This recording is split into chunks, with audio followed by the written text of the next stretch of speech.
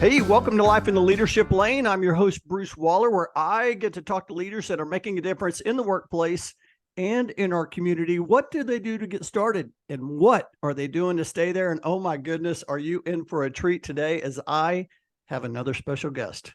Her name is Barbara Bentley. Barbara is the Senior Director of Human Resources at Hub International. She is also a former San Antonio SHRM President, I want to say 2017. So good to have you on the show. Hey, Barbara, how you doing?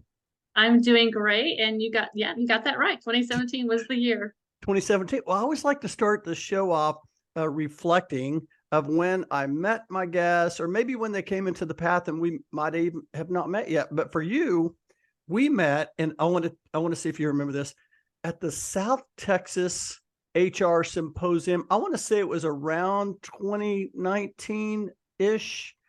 Maybe it was after that. Maybe it was 2021. But I was speaking at that conference. Do you remember that?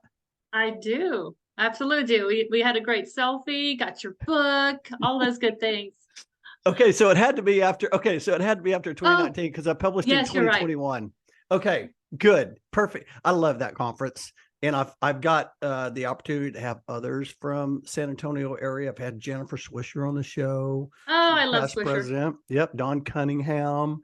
Jerry George has been on the show, and others. And so I'm so excited to have you on the show. Hey, as we kind of get started here, I would love for you to share just a brief highlight of Hub International. For those who don't know, who's Hub International and how do you serve your customers? Sure. So Hub International is actually the 5th largest insurance broker in the world. So we're getting ready to celebrate our 25th anniversary.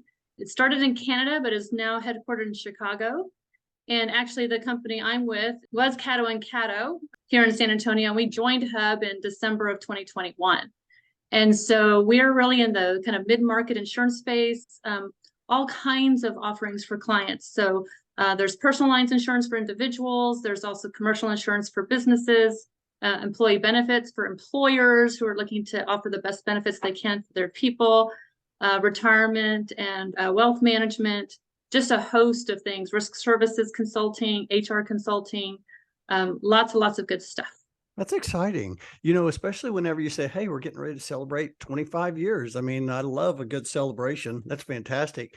Hey, let me ask this, and we're going to get into leadership. We're going to get into talking about, you know, changing lanes. I've been doing a lot of project research over that lately. I'm curious, like you just mentioned that, hey, now that you are in alignment now, Hub International, what's that change been like for you as a leader? Oh, you know, so as you can imagine, when there's ever, you know, a merger and acquisition, that's a pretty common question. And I like to say that, you know, with any change, there's some things you lose, some things you gain, right? So the losses are minimal.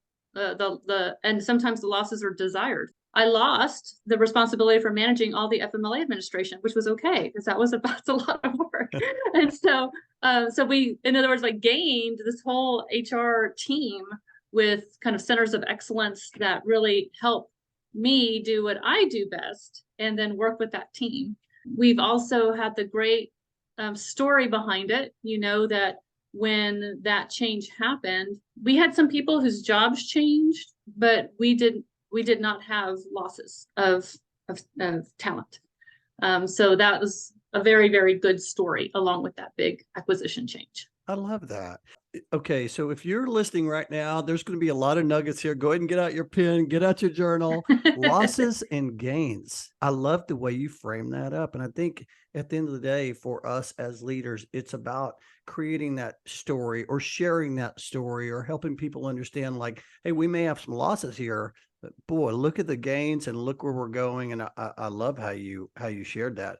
Hey, let me ask you this. Let's get into the Barbara Bentley story. I would love to hear your story. And where'd you grow up? And how in the world did you get into HR and leadership? You know, I'm from San Antonio, so born and raised San Antonio, Texas. Okay. Although I lived in Western Washington for about 5 years, lived in Colorado Springs almost 8, and then, you know, back to San Antonio. You know, a lot of times we talk to people in HR, so how did you get into HR? And sometimes people say by accident or just fell in my lap or what have you. But I'm one of those intentional HR people. When I was in getting my bachelor's degree, I was actually at a point where I had to declare the major, right? And so it was sociology and it was business, with HR. And so I ended up with my bachelor's in business with the HR concentration and a minor in sociology. Hmm. And then I got my first job, right out of college as an HR rep with Allstate in Seattle at the Seattle regional office. So that's where I kind of cut my teeth.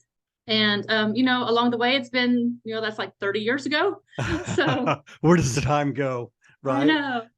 So yeah. And then, along the way, and it's been, some different states, some different companies, industries, sizes of companies, structures of companies. And I like to say that, every one of those moves or changes just kind of builds on the next, Yeah. And for anybody at Hub listening, I'm not planning to leave. Don't worry, that's not what I'm saying. I love that. Everything builds on each other. I heard Elizabeth McCormick share a quote one time. It said, everything you do builds your tomorrow. Yeah. Everything you do today builds your tomorrow. And when you said that, it made me think about that quote. I love the word intentional. And I love it, especially when you just put it together with intentional HR. It sounds like to me that's going to be your book, Intentional HR, Barbara. I love that. But let me ask you this. So you're right. A lot of people that I talk to, they're like, hey, I fell into this. I fell into the moving industry. I got a business degree. I had no idea what relocation was. Since you were intentional about getting into HR, was there someone you saw? How did you know that you wanted to get into HR? Yeah, that's a great question. I think that very first HR course I took, kind of the, just HR management introductory sort of course. Yeah. What I really loved about it is that it's this great kind of mixture of business and people, so to speak. Just so much variety. I knew I wouldn't get bored, so much variety, whether we're talking about, leadership development, whether we're talking about total rewards, whether we're talking about, recruiting and talent acquisition, learning and development. I mean, there's just so many aspects to it. I also love business law. And so I had entertained the idea of going to law school, but instead I have a son who's a lawyer, and in high school, by the way, I was all about journalism, and I have another son who's the newsletter editor for the San Antonio Express News. So I like to say that some of my childhood, and I didn't force them; they did that on their own. But that's really the reason that I was so drawn to HR, is that it had like everything that I liked in one profession. Yeah, that's fantastic. I love that story. My daughter is a nutritionist, and she knew from her senior year of high school exactly what she was going to do. And she just went that direction. And for me, again, I had to kind of find my lane, if you will. Hey, I do want to ask you this question though, because you mentioned that you've been in it for a long time. You've had a lot of success. I always like to, it seems to me like high performers like yourself, they just seem to have had mentors or some type of mentorship on their journey. For you, did you have any mentors that helped you get to where you are today? And if you did, what was it about them that made them such a great mentor? I am completely excited you've asked that question, because I love any opportunity to talk about Dana Haygood. So Dana Haygood, he retired maybe a little over a year ago from USAA. I was working in the USAA Mountain States region in Colorado Springs. I had transferred there for an employee relations advisor position. And while there was some growth happening. And so there was, instead of, basically all of HR reporting to him, there were going to be some additional management levels added. And so that is when I was first in a formal leadership role as an HR manager, reporting to Dana. And I absolutely kind of credit him with helping me find my, kind of like you said, find my lane. Recognizing the things that, helping to recognize how I can take the things I'm passionate about and make them work for others. And also giving me good constructive criticism when I need it, so I could course correct. And in a way that was just both transparent and supportive, at the same time. And he's a great person. a great leader and a great HR guy. That's fantastic. I love that story. I will tell you this though, and by the way, I'm the same way. I love sharing and highlighting people that have just helped me on my journey. But you said a word here that I just wrote down, and it's criticism. Mhm. I have a love-hate relationship with criticism. I hate it, but I love it because I know it's going to help me grow. What was it like? How was he able to do that? And what did you learn from that that you're able to apply to when you're talking to others? So the first moment of that is one of those kind of defining moments for me. Hmm. And so I'm with him in his office. Hey, I want to chat with you about something. Like, absolutely, sure. And so he shared with me that some of my team had shared some feedback with him that when they would come into my office to talk about something, we'd start talking, but if the phone rang, and this is before cell phones, by the way, but when the phone when the phone rang, I would always look over, check, and things like that. So I would be distracted from the person, and it didn't feel good to people. And I Hmm. had no awareness, honestly, that I was doing that. I was just like, oh my goodness, I didn't realize I was doing that. Maybe I am. Well, I'm sure they told you. I'm sure I have done it. And I said, oh, okay, well, boy, I will absolutely pay attention to that. Thank you for telling me. And I said, oh, I'm just sorry they didn't tell me like in the moment. It's like, well, no one wanted to hurt your feelings, Barb. And Mm. I'm like, oh, and it occurred to me. So I learned a couple of things from that. First, I learned don't do that to Mm. people. Mm. Second, I he was my role model, learning how to have that kind of conversation with someone. And then third, I learned that it can be very difficult for a leader to receive constructive criticism. Mm. And even like fast forward decades later, with my prior CEO, Jamie Hain, another great leader, we were at a speaking conference. There were different speakers, and there was someone who was formerly with Zappos, and he said a great thing to do as a leader is to occasionally ask, so Bruce, tell me something you think I don't want to hear. Mm. And so I've kind of incorporated that into kind of how I work with people. Tell me something I don't want to hear. Yeah. I love that question. I'm kind of excited and scared Yeah. to ask that question. That is I, so I won't good. I won't get too personal or reveal things that are private, but I remember Jamie and my pharmacy would do that. And I remember Mm. coming home from work telling my husband, oh yeah, so we have this thing now. Tell me something you think I don't want to hear. And he goes, well, what did you tell Jamie? And so I told my husband. He goes, you what? Are you serious? Are you still employed? I'm like, yes, of course I'm still employed. No, we have Yeah, a trust. We have trust, and trust is so foundational. And that is one of the key things I learned from Dana Haygood too in the very that's beginning. fantastic. What a great lesson that you've been able to carry with you. And as we move further in our careers, it seems to me like the more vulnerable we are, because that's kind of a vulnerability question when I think about Mhm. that. But the more vulnerable we are, the more people can like connect with us and say, hey, I see you. I want to know that too, or I want to share that, or whatever the case may be. And so that's a fantastic question. I love that. Let me ask you this. You knew early on what you wanted to do, and you got into the business, and here you are today.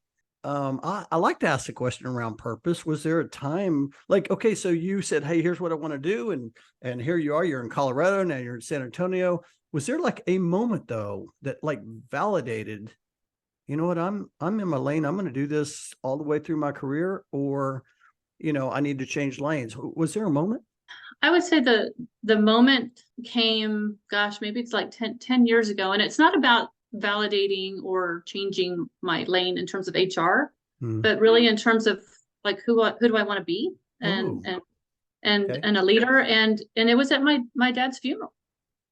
It was at the Rosary, and there was a man. So I did a eulogy, and different people from the family and his best friend, came and spoke. And then it was like, does anybody else want to say anything? And this man came up that I had never knew, never met, and he told a story. I'll try to be brief. He told a story about how when he was in either elementary or middle school, that he wanted to play trumpet, but his mom was scared because he had asthma. Mm. And so my dad, and spoke to the mom and everything. It's like, this will help him and things like that, and I will watch for him and all these things. And so this man talked about how my dad got involved to help him grow as a musician. He would even help the family out here and there, getting them dinner, what have you. And then he says, and today I'm the band director at John Marshall High School. Mr. Chinto, Mr. Guzman gave me my life. And I sat there and I thought, that was just so moving to me. And I thought, here was dad, like outside of his normal job responsibilities, making a difference for someone, a child really. And yet it was a story I had never heard, that it was all that he did kind of, without fanfare, if you will. That was kind of a moment where I thought, I want to be like dad. I always felt that way about dad, but it's like, I want to be like dad. I want to be someone who makes a difference with, even just like quietly. That's moving. Oh my gosh. That's my moment with dad. I have chills. That's so good. I'm so sorry about your dad, but what a great moment in your life.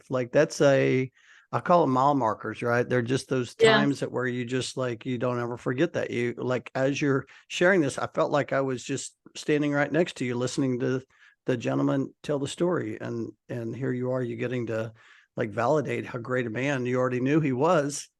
And now you want to double down now on, okay, I want to do that. Well, let me ask you this. Did you change anything after that? Or did you just double down on what you were doing? I think I just got a little greater dose of humility. I think early on I was about, learning and growth and making, and moving up and getting more responsibilities and all these kinds of things. And I think it helped me be still and really answer kind of a question about what really does matter for me. And so this, and everybody's different. So different things matter to different people. But I think it was, I guess, not a double down, not a wholesale change, but just kind of a little bit of a pivot or redirection. Yeah, it's always good to self-reflect. I was having lunch with a CHRO here in Dallas for a firm here, and I was telling her I'm in the process of writing another book around changing lanes, but the premise is around moving our careers from success to significance. And whenever you are pursuing success, you're trying to help yourself get to where you want to go. But whenever you are pursuing significance, you're helping others. And she said something to me, what made me think about that just now, she said something to me around that when I shared that with her. And she said, I had a guy tell me one time, there's really 3 stages in our career. We learn, we earn, and return. Right. So we're learning early on. And then all of a sudden now we're like, okay, now let's take this skill. Let's try to earn some money and try to earn a promotion and earn, work our way up the ladder. But then we get to a point where okay, you know what? We need to figure out a way to return it. And that's, to me, it sounds like that's where you're at. You're like, I want to give, I want to return and help other people achieve what I've achieved or get to where they need to go. What do you think about that? Well, I think that's absolutely true. And I think that, we all, I love the whole idea of paradox, right? So in a sense, I'm like, that's absolutely true. And I wish I would have figured that out earlier on. But you know what? I had to take the path I took. And like you already said, everything that we do builds the next. Yeah. Kind of a related quote I like. It's from a poem by Emily Dickinson, I think. And it's forever is composed of nows. And so, that's where I get a little more appreciative of every moment, every interaction. I love that. Everything.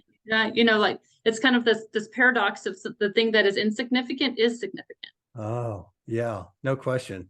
No question. Oh my goodness. I have I have so many things rolling through my head right now that I want to talk about.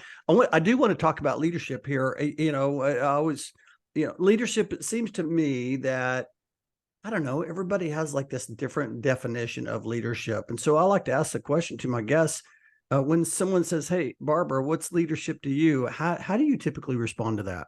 To me, it's about going first, but being last, Mm, So I think it's in part, it's about, there's some courage, right? To forge like next steps, but it's also the concept of servant leadership where it's about other people, it's not about me. And so that's why I like to kind of capitalize that as, going first but being last. mm.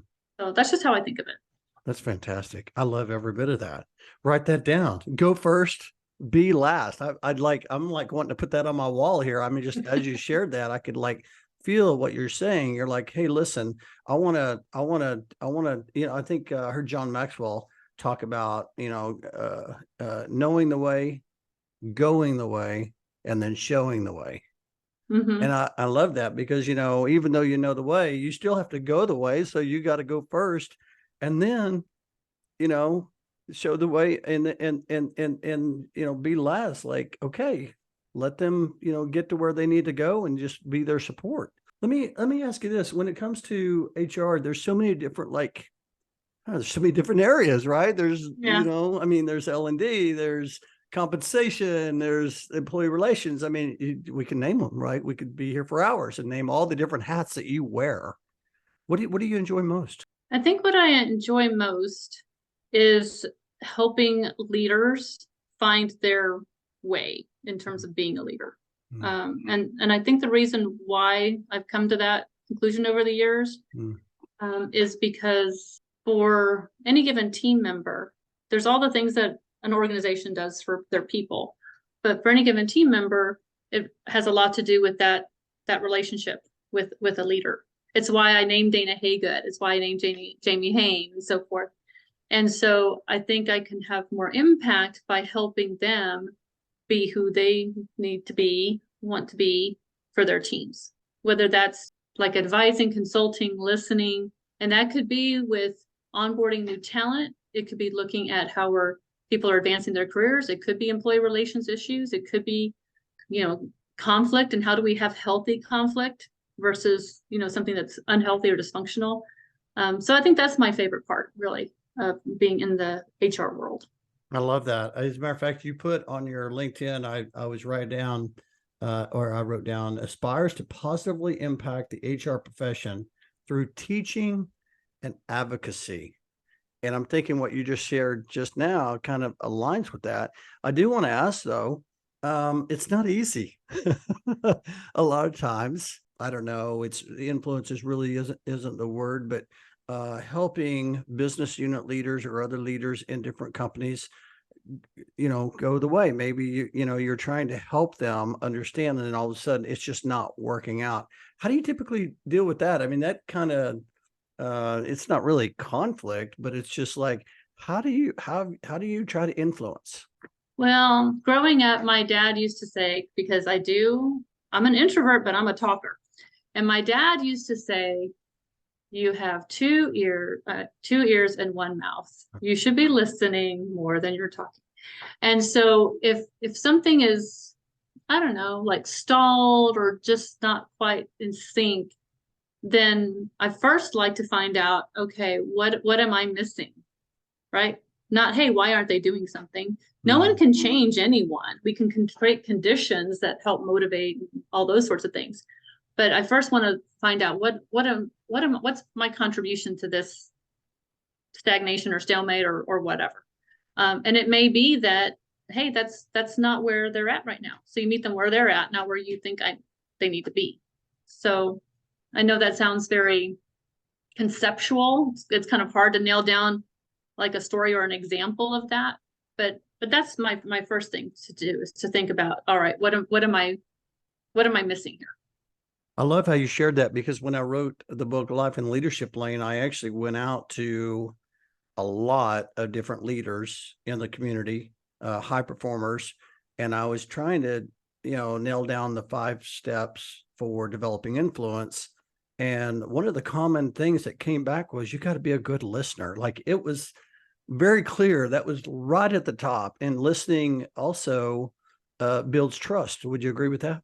Yeah, you said a few minutes ago about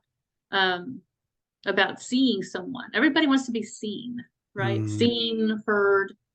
There's that proverbial phrase for HR about having a seat at the table. I'll be honest, I don't like it at mm, all. I like having a voice, right? A voice that's invited, that's sought out, that's heard.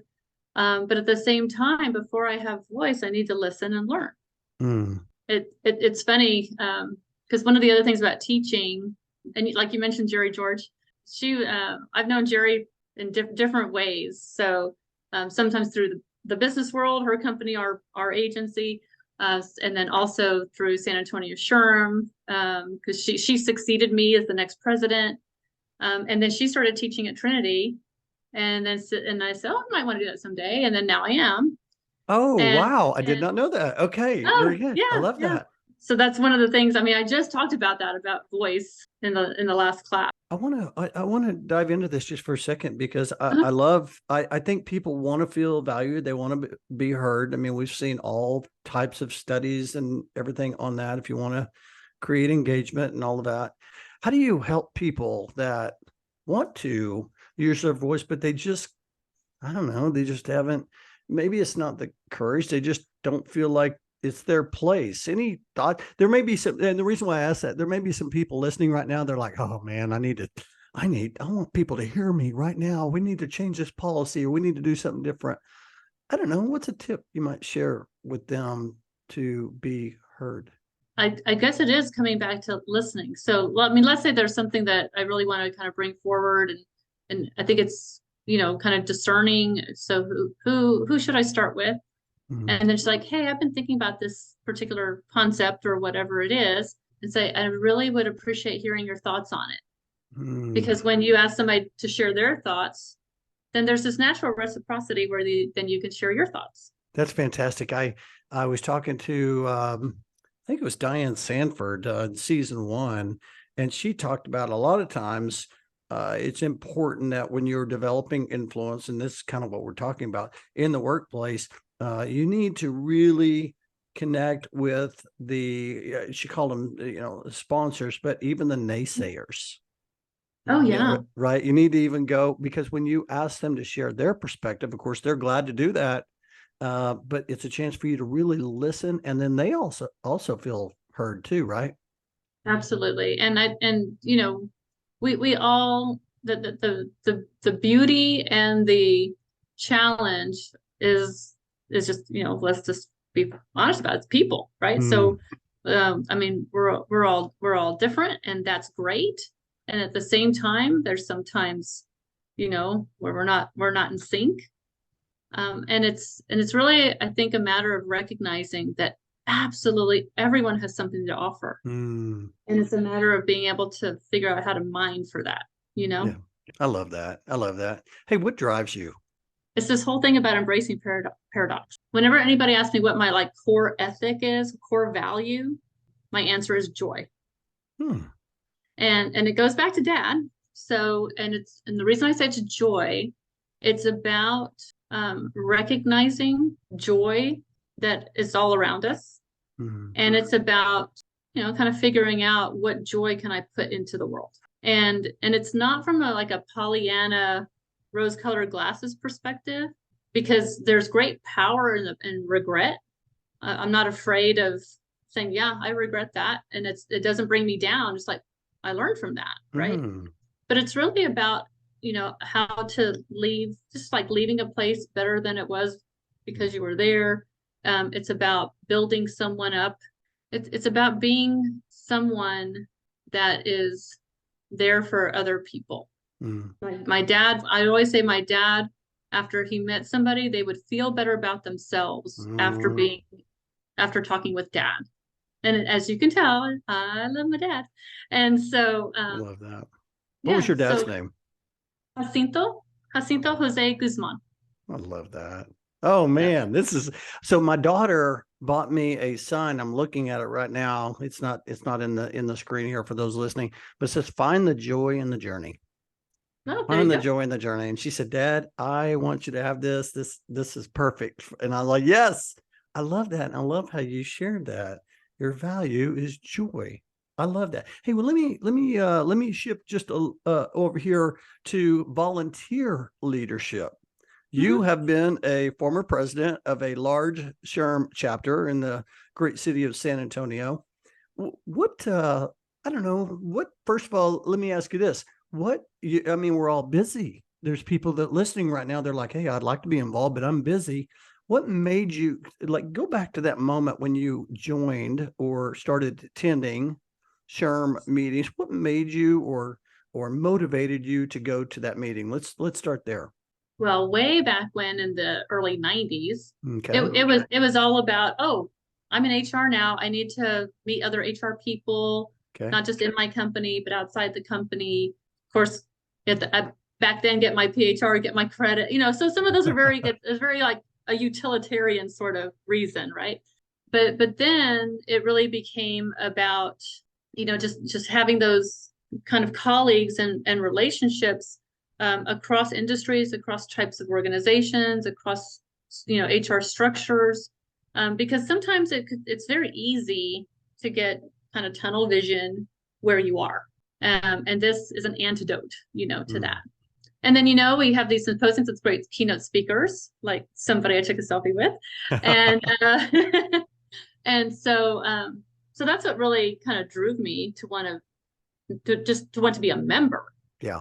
And then in terms of, and I had volunteered for some committees here and there, but Yeah. then quite frankly, I was simply asked. Yeah. I love Someone that. asked, and I I said love yes. that. Well, here's where I want to go with that. Okay, so you were a president a few, several years ago. When you look back at it, what did you get from that? Because when you're the president, you're putting in a little bit more time, and it's not during your work hours. It's usually after work hours on the weekends. I don't know. What are some takeaways? Because I want people to hear, hey, you know what? It's so important to first of all be part of something more than the workplace. But when you get involved as a volunteer, here's what it looks like on the other side. I don't know your thoughts on what, maybe something you took away from it. Well, I think what I took away from it is just kind of the interconnection. It's almost like a ripple effect, right? Mm, So yes, we have our local chapter, and then there's Texas SHRM, then of course there's National SHRM, hmm and so there have been those opportunities to meet people like outside. It kind of expands your sphere, not just people think of sphere of influence, but also just your sphere of connection. mm, And I think that's the greatest kind of benefit to being involved. And the more you're involved, yeah, you form, the bonds are stronger. I mean, you think about it, whether it's in a volunteer sort of environment or at work or what have you, when you're working side by side with someone, you're kind of going through the journey, and you're like in the trenches together, and that builds those bonds and makes them stronger. And one of the things that it does, or two things that it does that come to mind, is that it helps when you have those strong bonds. It helps you withstand the difficult times. mm, And when you have those strong bonds, it gives you like a way to get outside of yourself, mm. and really kind of appreciate those other people Yeah. that are just in your life and your profession and your professional, tribe. Yeah. It's almost like it helps build your confidence. And I Hmm. always talk about, when you are in these different environments, you get to see what good looks like and you get to see what not good looks like. Yeah. Maybe, inconsistency looks like, what consistent looks like, what excellence looks like. And so there's just so many things to take away from that. And so I'm so glad you shared that. I do want to ask you this final question before we shift. I don't know, for those listening, was there like share maybe one thing that you has helped you leadership development? What's one thing that you do or have put a practice in your life that's helped you grow as a leader? I think that one thing that I try to do on a regular basis is to proactively check in with people. Mm, It's like being busy is a problem. mm, If you're like a slave to being busy, then you're not leaving space for the kind of important things. And I don't, it's like I recognize this, it's a practice. Am I good at it all the time? No, I'm not, you know, but it's about proactively checking in and using whatever those even moments are that aren't planned, that are just spontaneous, and you know, as a way to just connect. That's such great advice. I love that. I wrote down check in, but I also circled busy, because Yeah. every time we ask someone today, like, hey, how's it going? Busy. I'm busy. Busy, Yeah. busy. We're all busy. But then I've started asking, but is it the right busy? And all of a sudden people will like pause on that one. It's like, yeah, it's let me think through that here for just a second, right? And when you talk about checking in, that is what I call like the right busy, because you are investing in people and making people feel heard and valued and listening.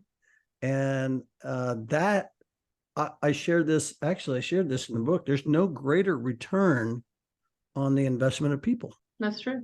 That's fantastic. Along that, I like to share, you know, talk about defining moments. There is one story I thought about when we were going to do this that I wanted to share. This goes back to I was at a company. It was a chemical manufacturer, automotive aftermarket industry, and so there was an employee who was in production and wanted to get into being like a claims rep, you know, the warranty claims that we had on the product. And so, you know, I would meet with him and, you know what, I know you're unhappy about some things. I said, but keep your house in order. Do not let anything that is stressful translate into anything that would not, you know, reflect well on you. So keep these things in mind. Worked with him on interviewing and his internal resume, all this other stuff. Eventually there was an opening, he interviewed, he was selected. That was not my decision. That was the department the director's decision and those sorts of things. And then later on, we're just in this moment, like crossing paths, and he actually didn't say anything, or he did, but he just looked at me and he's like, mi corazón. And that moment just has always stayed with me. Oh. And then, later I moved to another company, and there was something about anyway, he messaged me and he says, oh, he got to see his mom. His mom's, lived in another country, and was so excited to see her. And he says, by the way, I know you never met my mom, but trust me, she knows who you are. Oh. And I feel very arrogant in saying that, but it was just so meaningful to me. Oh. Just that one little thing, just made such a difference to me. And what it did is it helped me remember what's important. Well, it reminds me of that quote about people don't think about or remember what you said, but they sure made you remember how you made them feel. Oh my goodness, Barbara, this has been so good. Hey, I want to shift to the last part of our segment. I like to call It's Time to Accelerate. I like to ask a few fun questions. First question I like to ask is, would you rather read a book or listen to an Audible or a podcast? Well, despite the fact that we're on a podcast, book. You can see back there, I got lots of books. Yes, you do. I love that. I do. I love books, and I love hardcovers. So yeah. I'm a book person.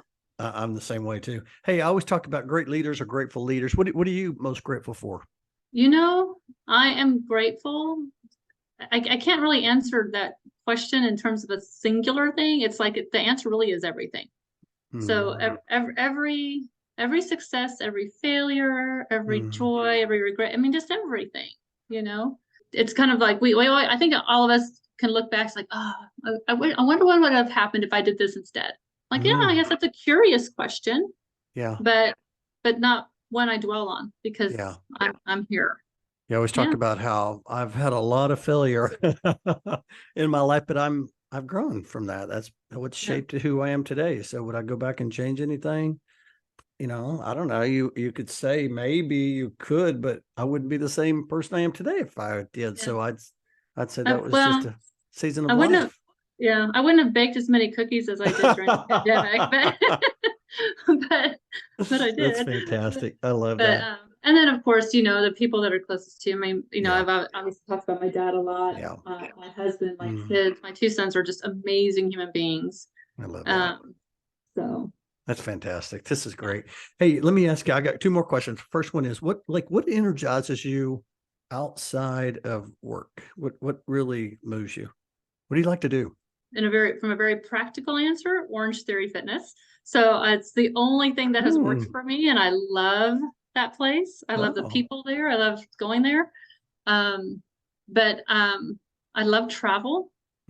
I don't get to do it nearly as much. I had a life-changing travel experience in Italy as part of a graduate course, and that was just phenomenal. And then just, you know what, every day, so my younger son just recently moved back to San Antonio, and so he's here while he figures out where he wants his apartment to be. But we just chill on the back porch, you know, at the end of the day, and we talk. There's like no phones, the dogs, the cat. I mean, just almost like stillness in a way, but togetherness at the same time. I love that. That's the best kind of travel right there. Stillness and togetherness. That's fantastic. I love that. Okay, here's my last question. Okay. Probably my favorite question. Barbara, 10 years older, is around the corner. She's knocking at your door, and you're going to go answer that door. What's she going to say to you today? She's going to say, get comfortable with being uncomfortable. It's okay. Because it took me a long time to feel that way. How did you get comfortable with being uncomfortable? That's the question everybody wants to hear right now. Recognize that, you know, so there's that thing. It's like, how many challenges have you overcome in life? You know, well, I guess all of them, because here I am, right? So I think it's recognizing that what's on the other side of change is good. I love that. It's good. And it may not be what you thought, but it's still good. And even if it's not the best, okay, well, it's the platform for the next thing or what have you, but just like, don't be afraid. We're circling back to losses and gains. I love that. This has been so much fun, Barbara.